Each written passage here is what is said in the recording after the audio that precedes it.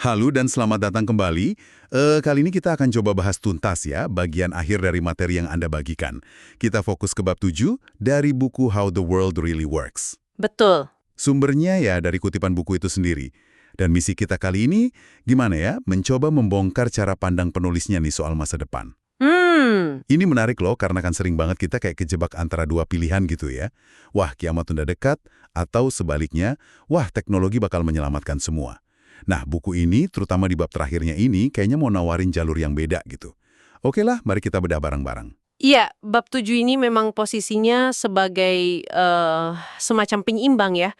Jadi alih-alih ngasih prediksi yang pasti gitu, entah itu wah bakal hancur lebur, atau sebaliknya bakal jadi zaman emas teknologi, pendekatan yang digambarkan di materi Anda ini lebih, lebih agnostik, lebih terukur lah. Agnostik ya. Penulisnya itu secara sadar nggak mau ikutan lomba ramalan ekstrim, dan dasarnya yaitu tadi, pemahaman mendalam tentang gimana sih dunia ini sebenarnya bekerja. Kan itu yang dia ulang-ulang terus.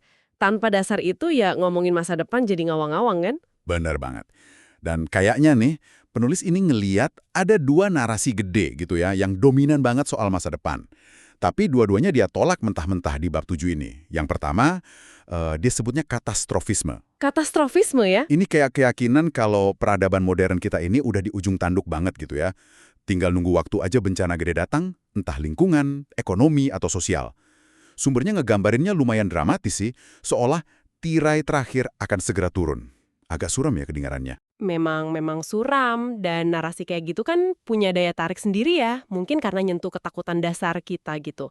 Gampang banget nemuin gemanya di mana-mana. Di berita, film, bahkan obrolan sehari-hari. Kayak ada kepastian gitu dalam pesimisme ekstrem itu. Meskipun ya kepastian yang abu-abu. Iya sih, tapi di sisi lain ada kutub lawannya nih, tekno-optimisme. Ini keyakinan kalau, wah, inovasi teknologi itu jawaban buat segalanya. Nah, ini juga ekstrem satunya lagi. Penemuan baru bakal terus muncul, mecahin semua masalah kita, bahkan mungkin bisa bawa kita keluar dari bumi. Jadi isu-isu kayak perubahan iklim atau sumber daya terbatas itu jadi nggak relevan lagi gitu. Materi Anda nyebut soal gagasan singularitas. Iya, singularitas. Momen ketika AI ngalahin manusia terus memicu perubahan gila-gilaan sebagai contoh pandangan tekno-optimis ini. Tapi penulis bukunya negasin, dia nggak menganut itu loh ya. Nah, ini penting banget dicatat ya. Penolakan penulis terhadap kedua ekstrim ini. Jadi bukan cuma nolak kiamat, tapi juga nolak ide kalau teknologi itu otomatis nyelamatin kita tanpa perlu usaha fundamental buat ngubah cara kita hidup. Gitu. Penolakan ganda ini yang bikin argumennya jadi menarik. Jadi dia nggak milih kubu gitu ya? Nggak milih. Justru dia mempertanyakan dasar dari kedua narasi itu. Nah, disinilah bagian yang sangat menarik. Kenapa dia nolak dua-duanya? Apa sih dasar argumennya buat ngambil posisi tengah yang lebih agnostik ini?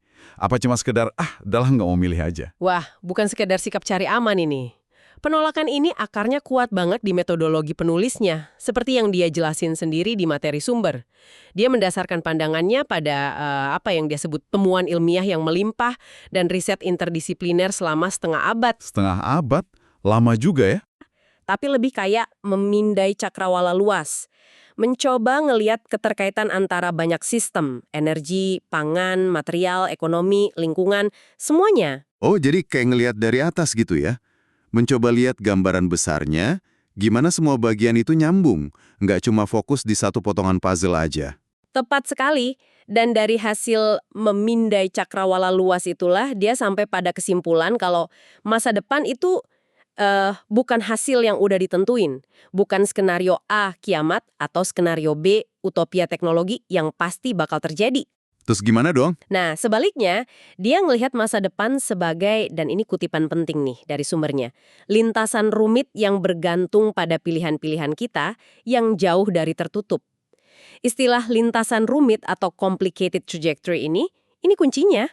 Lintasan rumit yang bergantung pada pilihan-pilihan kita. Kalimat ini dalam juga ya.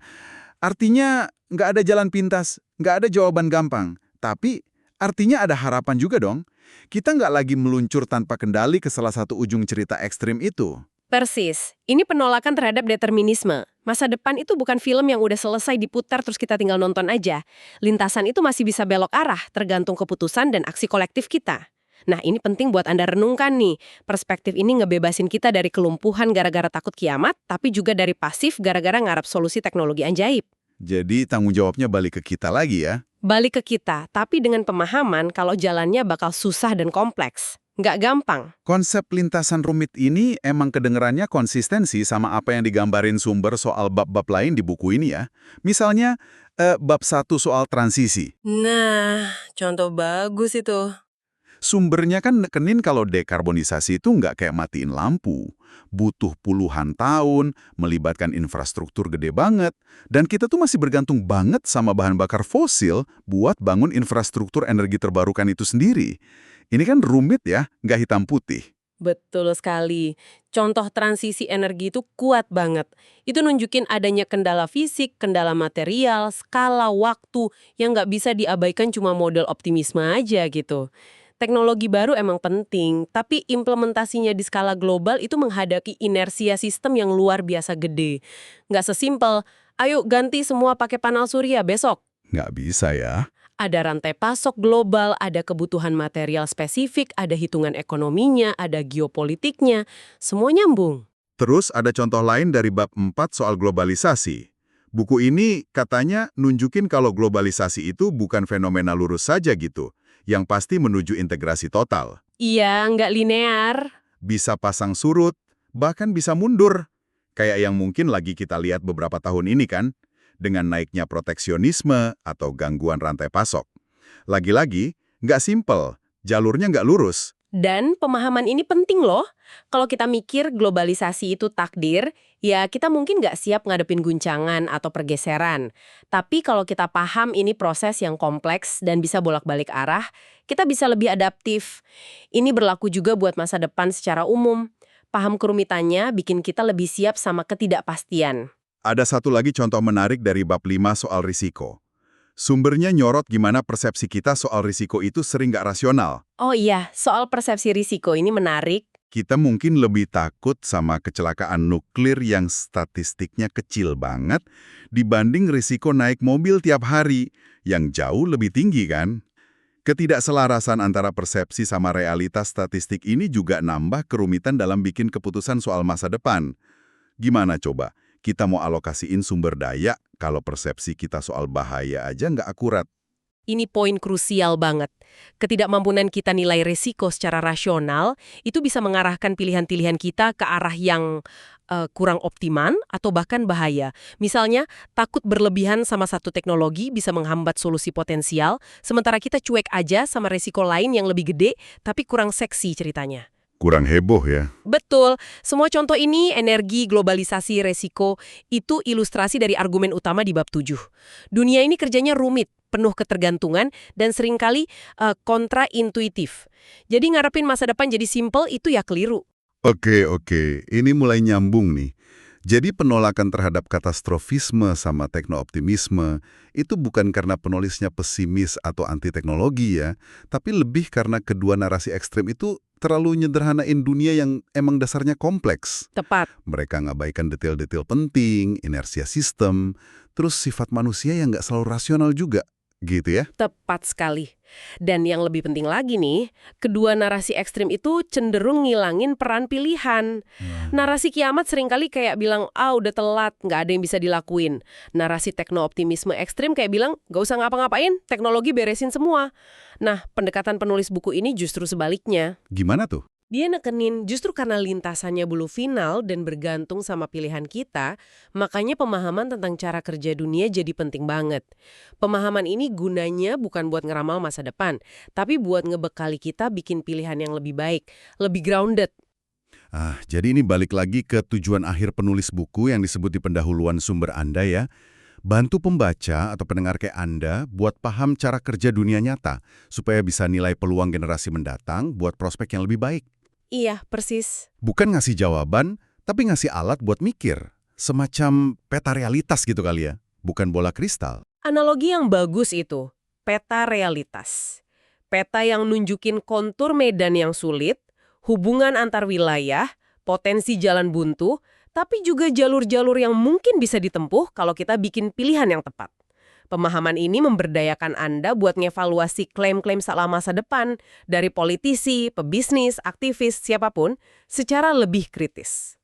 Jadi kita bisa lebih skeptis ya? Bukan cuma skeptis, tapi kritis yang terinformasi.